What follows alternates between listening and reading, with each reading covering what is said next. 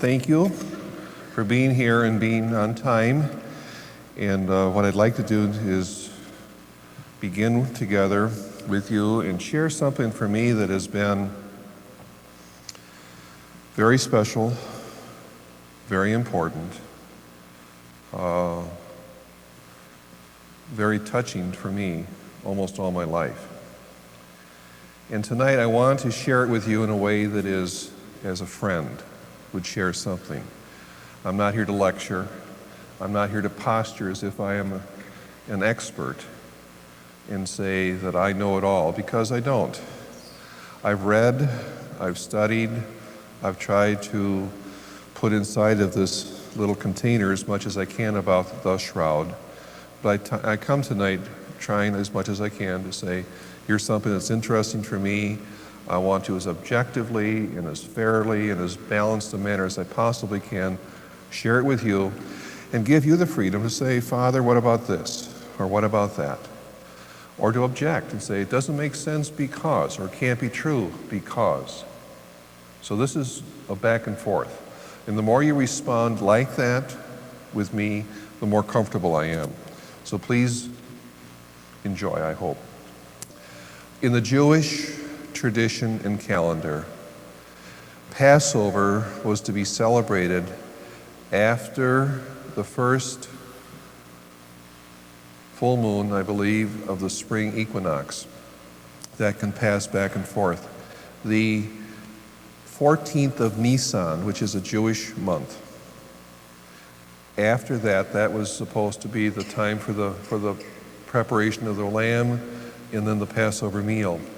Scholars have said, we know that's when the Passover occurs, on this particular day of their particular month, and we know that it happened in Jesus' time on a Friday. That when Jesus was on the cross, the Paschal lambs were in the temple being slain in preparation. That's what St. John's Gospel says. So the scholars said, let's go back in our studies in scholarship and say, when was the first Good Friday? There is one Friday that seems to fall within the loop or the range of times that happen to be a Friday that would be appropriate for us. It happens to be Friday in the year AD 30. And that particular Friday was on April 7th. That's today. Today. When we talk about tonight the shroud and the cloth that may have been around his body when he was in the tomb, if we had a time machine and had to go back and find him on the cross offering his life for us, what day would we go to? Probably, almost certainly, April 7th, the 30 AD. And tonight was the night that Jesus' body was in the tomb. The anniversary of the first real Good Friday, perhaps. So tonight, with a little bit of shivers, I share that with you. There does exist tonight in the city of Turin a very ancient cloth. It is about 14 feet long and 3.5 feet wide. It is very old, and there is a legend, a story attached to it. And the legend says, the story says, the report says, this is the actual cloth that was used to wrap Jesus' body on Good Friday. And that he was in the tomb in it, and on Easter he left it, and without us knowing how, it was saved, preserved, passed on from one person to another, from one generation to another, down through the centuries, down through the eras, and it's in Turin today, tonight, right now. That is the story. That this is the real cloth that was around Jesus. Now that would be interesting, but there's more to it. On the cloth, if we had it here this evening, and we could just unroll it and look, we would see that on the cloth there are stains and marks that resemble a human person, human body. And doctors and scientists have studied it. I'm not a doctor, I'm not a scientist, but I pass on what many, many, many people have said when they've studied it and examined it, that they say that almost certainly that this is not a painted artifact.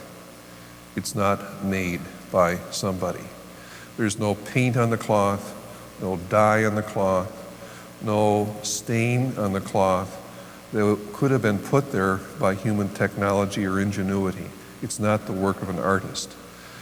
That the medical evidence is so overwhelming that this was produced by a real body, that it's those who have studied it are convinced that this was caused by a man's body. Now they can go on and say there's more to it than that. We can say with some conviction what happened to him. Now this is, his name is for now, or just put a question mark. They say someone was really buried in here, and his body left the marks and impressions of itself in the cloth. He did not die, they say, a natural death. He did not die a natural death. That he was murdered in one of the most foul and cruelest, the most inhuman ways for humans to hurt each other ever, and that was he was crucified. There is clear evidence of crucifixion on his body. Later, when I show you the slides, you'll be able to see where the nails went through his hands or upper wrist area. Something was put on top of his head as a torture device that punctured his scalp in any number of places and bled profusely, a crown of thorns. He was whipped brutally by a particular type of whip that is uniquely Roman. It's called a flagrum. And it leaves its own, and I will say this with a quote, its own signature to identify what caused the wound. The Roman flagrum was not like a bullwhip like we might think. It was a short piece of wood. Think of a little baseball bat. And at the end of the wood, there was 3 strips of leather. And at the tip, they would put 2 lead weights that were attached to each other and sometimes had a type of like spiky, pointy things on it. So each stroke of the whip would inflict 6 of these wounds. And we see evidence of that flagrum type wound all over the man's back, all the way down to his ankles. He was put on the cross, but after he had to carry it, apparently. There are abrasions across his shoulders. A lot of times, in fact, our own stations show Jesus carrying the cross in that traditional way where he kind of drags the back end on the ground behind him. And the Roman technique for crucifixion almost always was to have the vertical portion already at the execution site.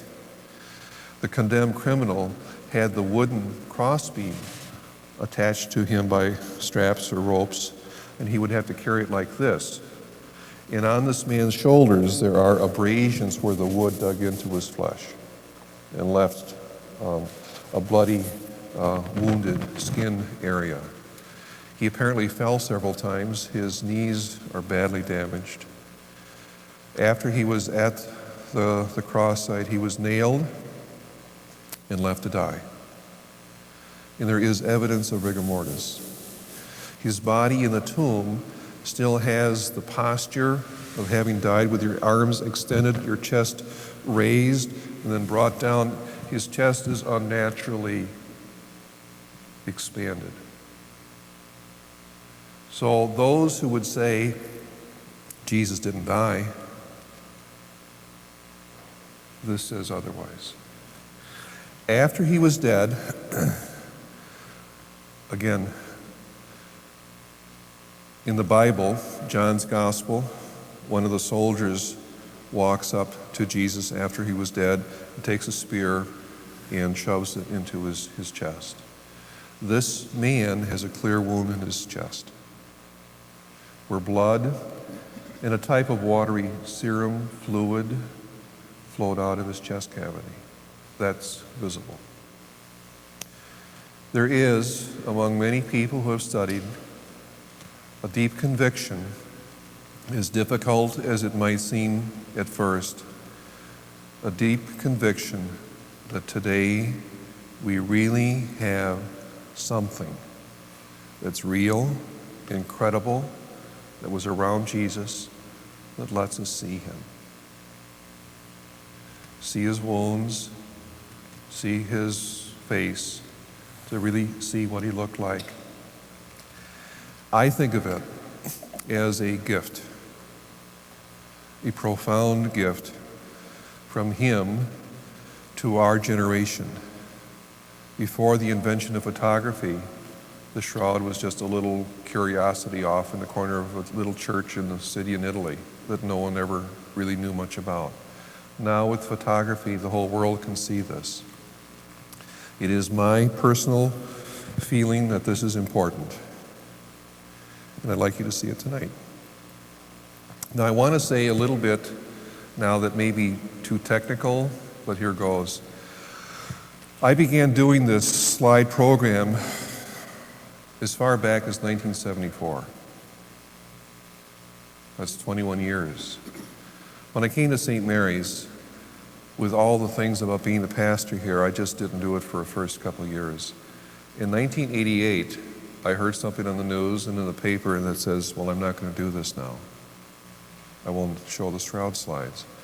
I heard, and I'm sure you've heard of this too, that there was a report of carbon dating, that the shroud had been dated by carbon-14 back to the years. The span was approximately 1290 to 1400 AD.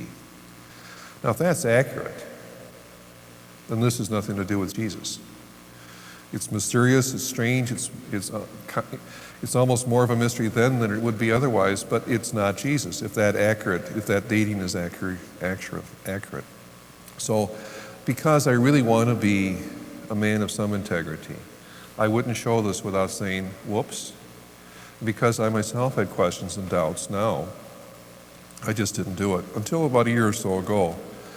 And I began to read that there are, again, some serious scientists who have argued with some conviction and some science behind them that the carbon dating itself may be flawed. Now, I'm going to explain a little bit of carbon dating and how it works. This is the technical part, so you got to bear with me. Everything alive has carbon. That's just the way we are. That's part of our building block. Carbon is normally carbon-12.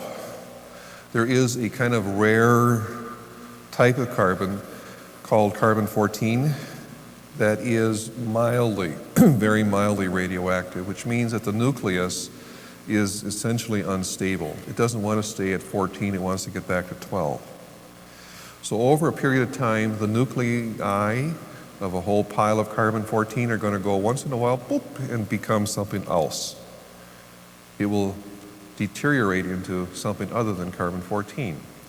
Now, among living animals, trees, gerbils, parakeets, people, the ratio of carbon-12 to carbon-14 is stable. Okay? You eat some, you give out some. It just kind of stays within a certain balance. But when a person dies, or an animal dies, or flax, which is the stuff you make linen from, is cut, the ratio begins to change. The carbon-14 begins to deteriorate, and a proportion of 12 to 14 increases. Okay? Kinda? Sorta? I used this image last year, and I'll pretend it worked. Think of like a stainless steel barrel, and I've got it marked inch by inch by inch all the way to the bottom, and I fill it with water, and there's a little spigot on the outside, and it allows the water to dribble out 1 inch an hour. Okay? If I fill it up and come back later and see that it's down 20 inches, I can conclude that I've been gone, how long? 20 hours. There. So you take something that's dead, and you see it's down 20 inches, 20 centuries. You can say that's how long it's been dead. Okay? Now, essentially what carbon-14 does, it just measures the leaking of carbon-14 away. But what happens if I put it in and I come back 20 hours later, but in the in-between time, somebody has taken a can of Coke and dumped it in. Blah, blah, blah, blah, blah, blah, blah, blah, blah. And I look and I say, 8 inches, 8 hours of dribble. Okay. That new fluid was added somewhere in there. Well, the argument is this. In the 1532, the Shroud was in a church in Chambéry in France, and the church caught fire, and the Shroud was almost destroyed. It was in a little silver box, folded up, and the silver became so hot it started to melt. And actually the Shroud is scarred with scorch marks and burn holes from that fire. They estimate that silver was burning and melting at about 900 degrees Celsius, and I think it's about at least 1800 Fahrenheit or close to it. 15. That's an extraordinarily high temperature. When they douse it with water, there was a chemical reaction. And that new carbon from the air could have been physically bonded to the old carbon, like the can of pop, blah, blah, blah, blah, blah. More carbon in it that was new. And when they tested it in 1988, they didn't know about that and got a false reading. Okay? Now, I'm not saying that carbon-14 is wrong. I'm saying good people, smart people, physicists, PhDs who do this sort of stuff say this is likely an inaccurate conclusion. And because of that, I felt free with an explanation, I hope, honest, to share it again with you. So that's what the carbon-14 is about. Now what I want to do is kind of step back and say, I'd like the Shroud itself to show itself to you. I'm going to be quiet a little bit and then just turn off the lights and let the slides speak for themselves. But before I do that, I want to sort of set the stage. In John's Gospel, after Jesus was in the tomb and dead, he rose. And he came back to the upper room and appeared to the apostles. And all of them were there except Thomas. I always tease and say, no one really knows this, but he was at Kmart. Anyway, Thomas comes back, and all the apostles are excited and thrilled and ecstatic and overjoyed and almost irrationally happy. We've seen him. He's alive. He really is back from the dead. The women were right. And Thomas said, you're crazy. You're all crazy. Every one of you. When you're dead, you stay dead. And when you're crucified, you do not come back and talk about it. I will not believe this story until I can see his face and see his wounds and see his hands and see his side and touch him. I won't believe until I can see him. And then according to the gospel, a few days later, Jesus returns and Thomas is there. And Thomas is thunderstruck and says, my Lord and my God. Now my question for you tonight is this. We live in a tough age where it's really challenging to believe. A lot of people will make fun of that and say when you're dead, you're dead. And when you're crucified, you do not come back and talk about it. They will make fun of faith and fun of Christ and fun of Christians. It's a tough age. It's easy to doubt, and that's okay, it's human. But my point is now, If Jesus would say, I will come back and show myself to one man named Thomas because he struggled to believe, if I could do that for him, would I do it for you? Tonight, April 7th, 1995. Would he love you that much? To say, if you've ever wondered, if you ever questioned, if you've ever thought, I wonder if it's true, it's okay. Everyone does. Here is a little support on your journey towards heaven. A reminder from him to you that you're okay and that you're not a fool to believe or commit your life to him. Tonight, it is my deepest conviction you're going to see Jesus Christ.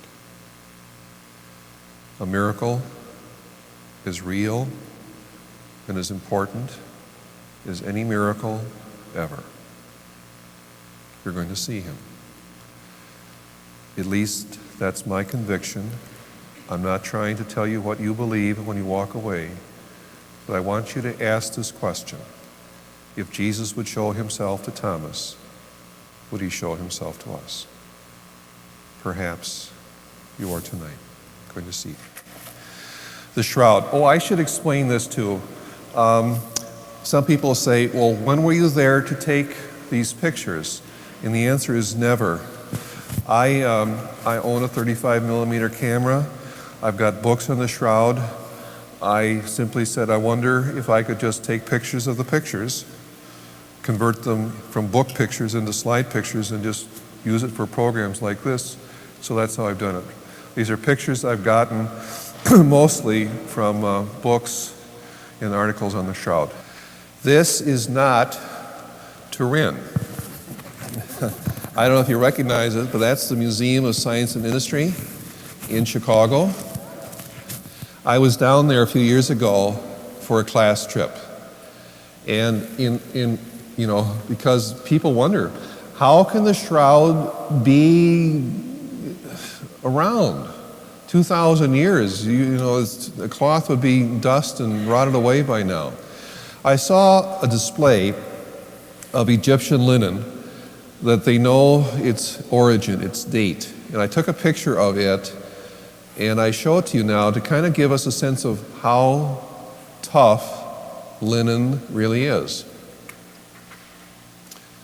Now that print is small for a lot of you, but I'm going to read it. It says, Egyptian linen, 4,120 years old, give or take 60 years.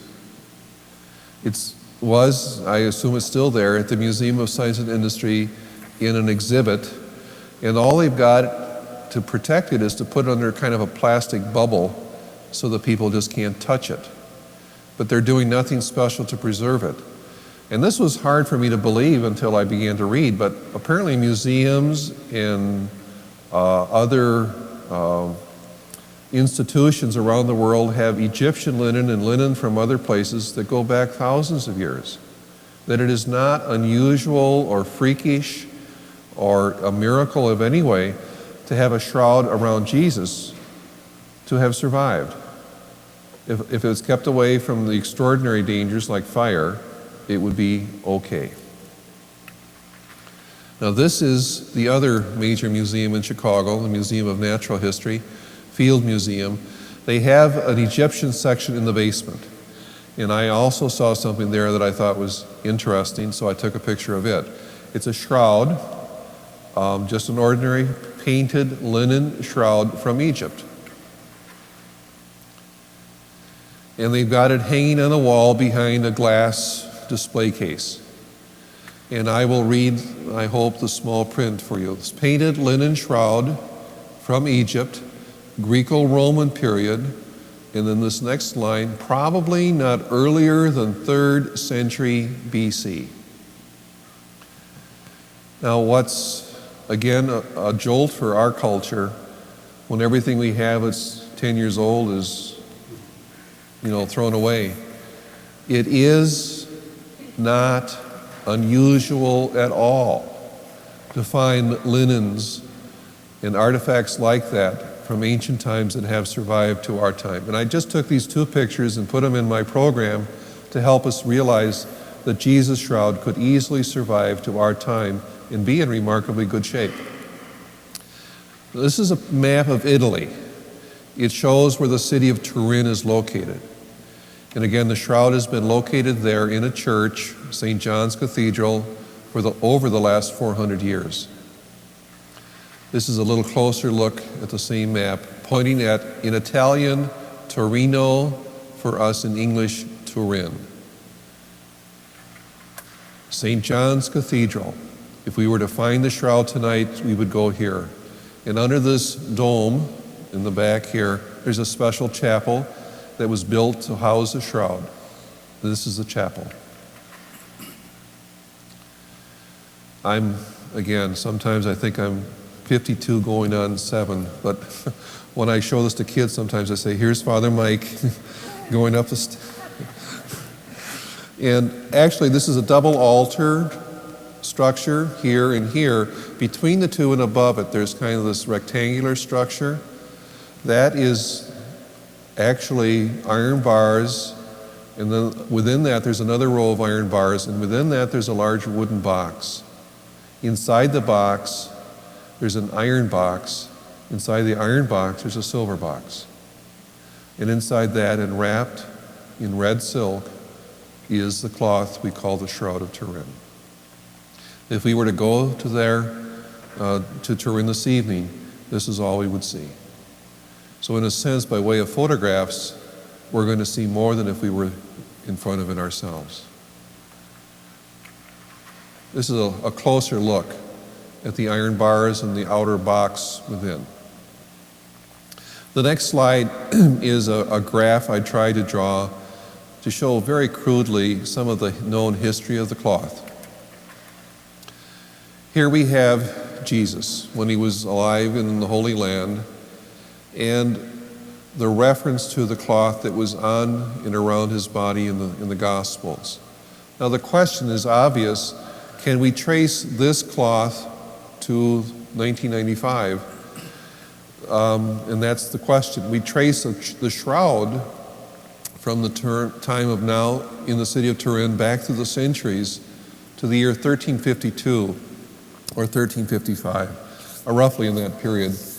But there the record stops. And again, I want to be very honest and very balanced and objective with you.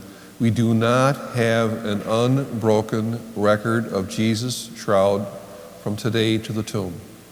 If we did, there would be no question about its authenticity.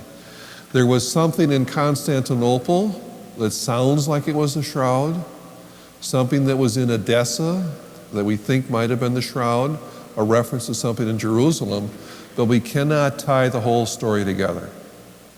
So you have to understand the history, at best, is incomplete. Now the next slide is a painting that shows how Jesus would have been buried. A lot of times people think of shroud and they think wrapped like a mummy. Now next slide is just a closer look. If you can just think of a long cloth about 14 feet long placed on a flat surface, and then Jesus' body was just placed on top of it. And then the extra half was just placed over his body. It's almost certain that Jesus was buried in a hurry on Good Friday, perhaps before they had a chance to wash his body. And that's why the women were coming back on Easter Sunday to finish the process. But blood and sweat and other body fluids would leave some kind of an impression across the back. And this part would rest on his face and chest and arms and leave another image of the front on the underside as we would see it here. So if you took this cloth and just opened it up, you'd have an image here, and they would meet another image, a facial image, a front image that would seem to meet it in the center. So we actually have two impressions of the same man.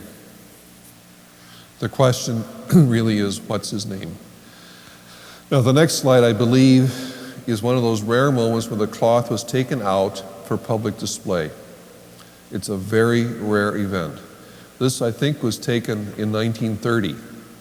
The shroud was taken out, put in a huge frame, put above an altar for public display. And what I want you to look at is that the cloth was burned. And you can see two long marks across the whole length of the cloth, scorch marks, almost like railroad tracks. I'd like you to look, though, between those two lines and see if you can see that dim, blurry image of what may be Jesus.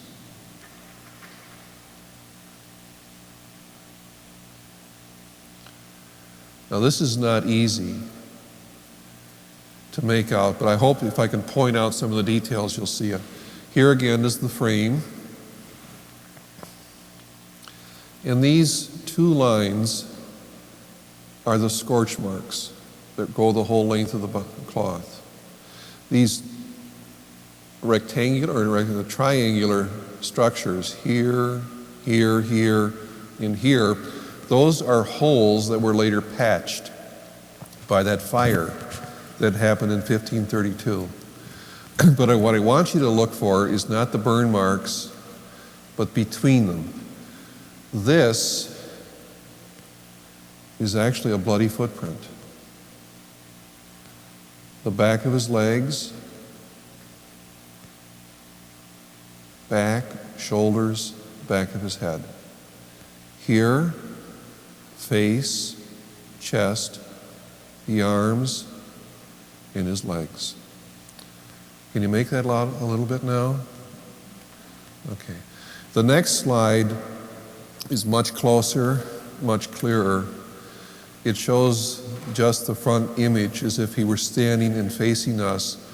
And I'm going to ask you if you can look and even see the marks where the nail went through.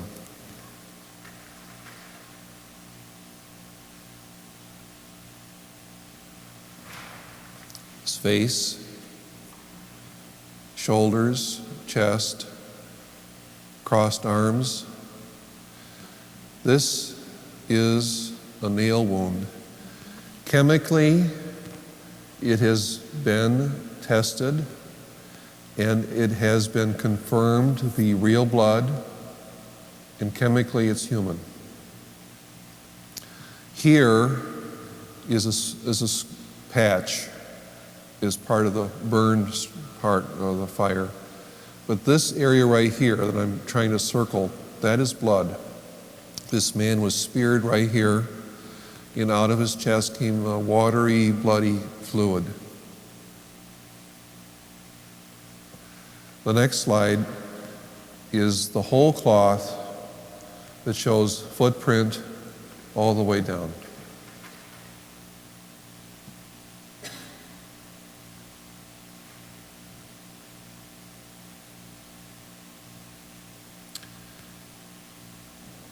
And now just to look at the hands. There are volumes of medical details that are apparently here. I'm not an expert enough to be able to report on most of it. But one of the things that's most obvious is that the nail wound is not in the palm of the hand, but in the wrist area. And this confirms what doctors suspected for years, was that the way the artists have drawn the crucifixion was medically inaccurate, that the weight of a body would just simply not allow a palm wound. It would just simply pull through. That when the Romans crucified, they actually put the wound, or the nail rather, through the wrist. There are no thumbs visible. This may seem a little gruesome, but a French doctor, Pierre Barbet, did some experiments on amputated arms and found that a hand or a wrist that was nailed, even if the person was amputated and the arm was dead, in fact, the wrist wound would cause the thumb to snap across the palm, a nerve reaction, and then when you have the hand facing away from you, you would not see the thumbs. Everywhere doctors have looked, they have found perfect conformity to what they would know would be authentic human physiology. This is just a super close look at the wrist wound.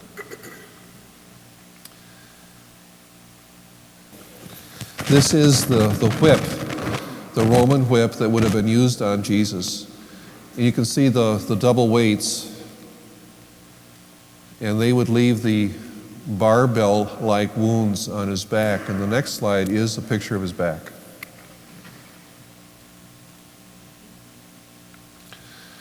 You have to think of this as looking up from underneath him as he was on the cloth. Here's where his head rested, and this is blood that came out of his scalp from the crown of thorns. His shoulders are here. This is blood that came pooling down from his wound in his side and then trickled across the back and the tomb. But the rest of this are whip marks, and they do go all the way down to his ankles. And if you look carefully, you can see the signature that says this is a Roman whip, the double wound. 1, 2, 1, 2, 1, 2, 1, 2. I read once where someone had counted that there are over 120 wounds like this on him. And now his face.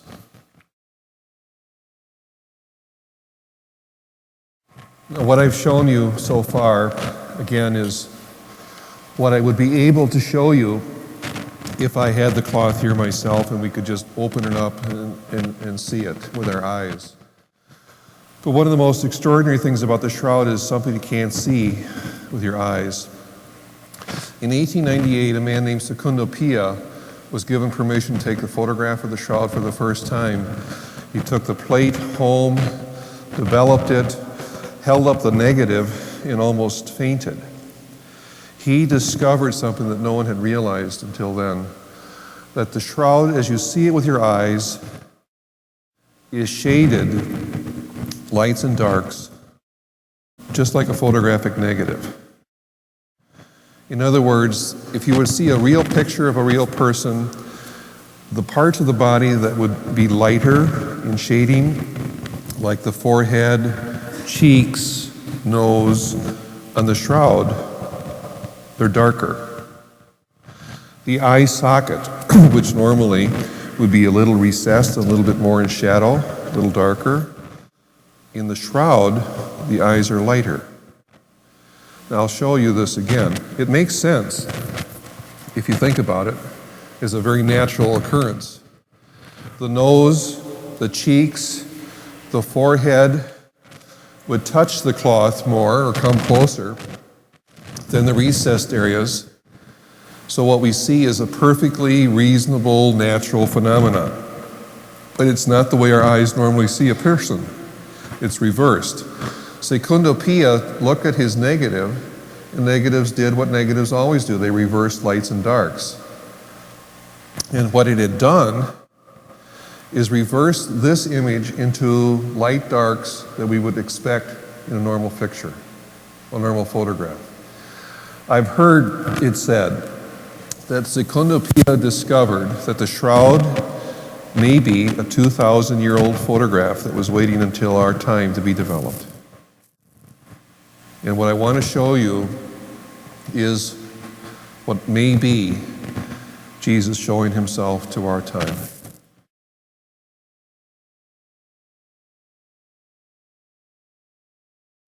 This is simply a reminder picture. This is what your eyes see with the cloth unrolled before us. The next slide is a negative. It reverses lights and darks. The cloth will look black. The dark parts will be light. The blood stains will look light. Also, and this is just an incidental, lefts and rights are reversed. But beyond the technical stuff, could this be Jesus? I want you to see and decide if this could be the Lord showing himself to us.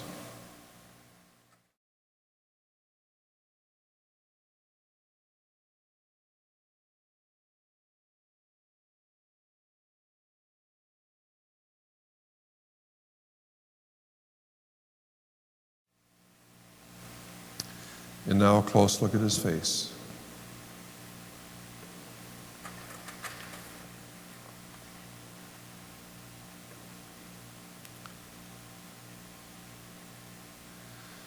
Now, some people say, well, okay, it's crucified and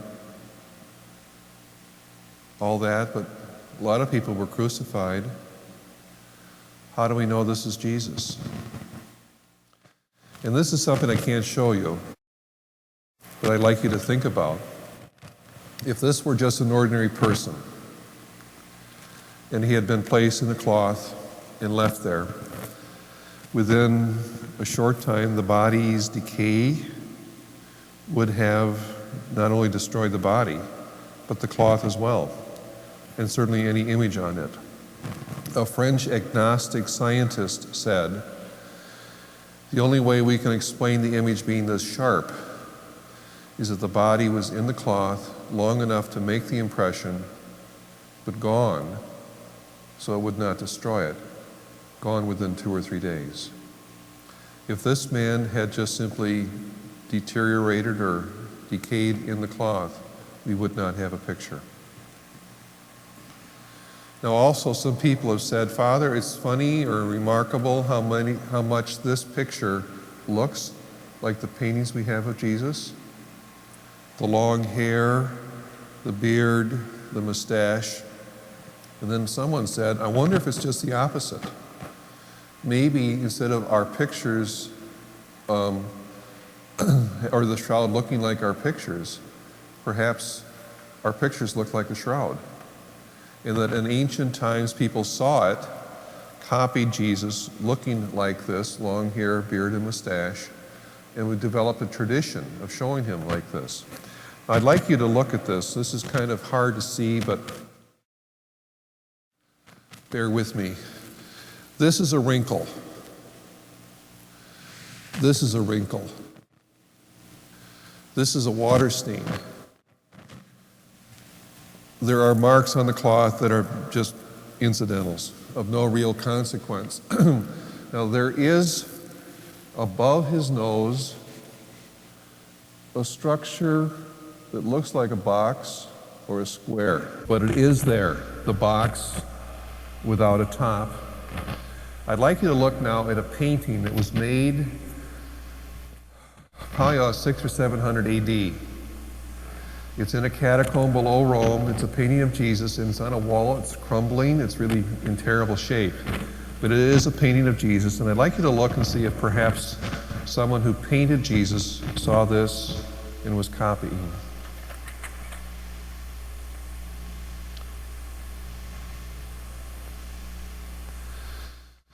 Now, there are a few things I guess I'd like you to notice on this. See the square? See the stain across his forehead here? And his nostril on this side is more prominent, more swollen. The next slide is just the face as you see it with your naked eye.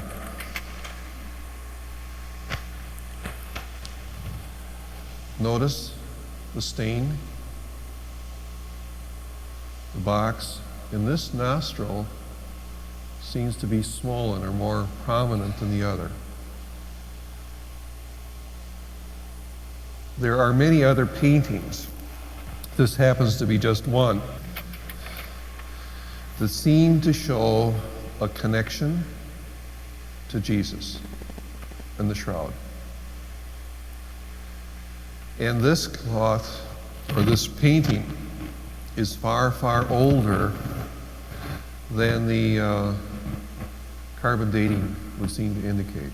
Another bit of evidence that the carbon dating is inaccurate. Again, I don't want to tell you what to believe. I'm not here tonight to push or sell or to put anyone in a position where I'm asking for an affirmative decision. All I can do is tell you this. I believe that about 600 years AD, when the man or woman who was painting this was trying to paint Jesus, he was remembering and trying to copy this.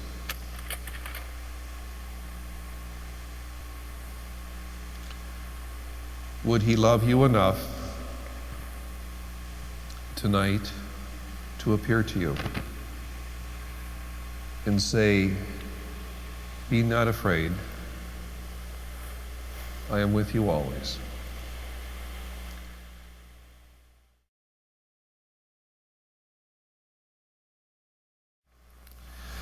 There are a lot of things more that I could say, but I don't want to just dump on you. One is in my mind, so I'll say it. There's a Swiss forensic criminologist who did a lot of his work in a police lab, basing his discovery of pollen and how it would show evidence of where a person was because of pollen marks on their clothing. He took some regular Scotch tape, put it on the shroud, took his tape home, examined it under a microscope, and found pollen from a lot of different plants. Many of the plants were from Italy, which is understandable, that's where it is, and from France, that's where it is, or was. That fire was in France. But a lot of the pollen, in fact, 2/3 of the pollen comes from the Middle East. From Constantinople, where there was a reference to a cloth in a special royal chapel that was supposed to be the Shroud of Jesus. And there was also shroud or pollen on it from an area of central Turkey, where there was a town called Edessa, where there was a cloth that was extraordinarily famous in the first 100 centuries, let's say half of the first millennium. They said, "We have an image of Jesus, not made by hands." It's called the image of Edessa. They have pollen from that area on the shroud. There's also pollen on the shroud from plants that grow almost exclusively around Jerusalem. We don't have an unbroken chain of evidence of history and say, here it was, here it was, here it was. But there are some powerful pieces of evidence that suggest that the shroud, even though it was known to be in Europe from 1352 on, most of its story apparently was somewhere else, because there's more pollen on it from the Middle East than there is from Europe. The burden today is not on those who feel that the shroud is authentic. There's so much evidence, but the burden is now on those who say, we believe it's not. Now prove it, because so much evidence is in favor of its authenticity. How would an artisan or craftsperson be able to do something that today scientists say we don't know how to do it again? For example, and this is, I'm trying to, like a tape recorder, pass back what I've heard. Blood, when it's on a cloth, clots, in the serum around it diffuses beyond the clot into the material. In that under ultraviolet light, serum fluoresces, but it's not visible to naked eye. They put the shroud under ultraviolet light, it fluoresces like little halos around all the blood stains. The person who did it, faked it, would have to paint in invisible ink in a way that ultraviolet light would pick up. Here's something that just shivers my timbers. You can evaluate light and break it down by a spectrum and determine the elements that were excited or reflecting the light rays. In other words, you can take a spectrum of a star and say, here, by studying the spectrum of a star, we know the elements in the star. They can do that. I don't know how, but they do it.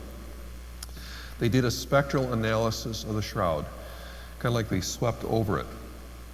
They started at the head, and they went down, and they got, their computer was saying linen, blood,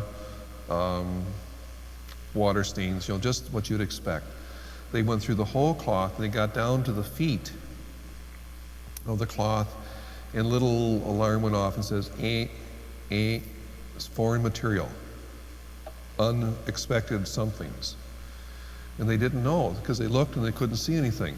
So they got microscopes when they did this testing, and they found embedded in the area around where the feet were embedded in the cloth, soil, dirt that you can't see, but was picked up on the spectrum.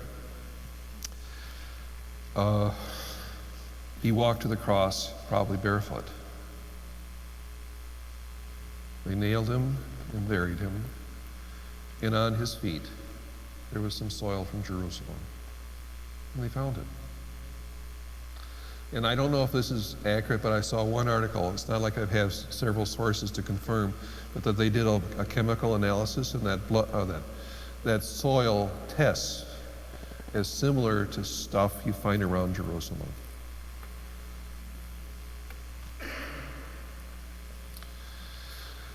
The problem that I can see for myself is you can get buried in details. Pile up this, and this, and this, and this. I like to think of the shroud as the eighth sacrament. The old definition, visible sign instituted by Christ to give grace, catechism, lesson from the kids. Is this from Jesus? Is it to help us love him? Is it to help us know he loves us? That's what this is about. All the things about spectrums and carbon-14 and evaluation of the blood fluorescing, that's interesting and important, but not as important as, could this be Jesus? Asking you to trust him and feel his love in your lives. I began this saying this is a shroud talk. I hope you go home and say, we really didn't see a shroud talk. We had a Jesus talk. And the shroud is just a window to our hearts that lets the sun shine in. Okay? Amen.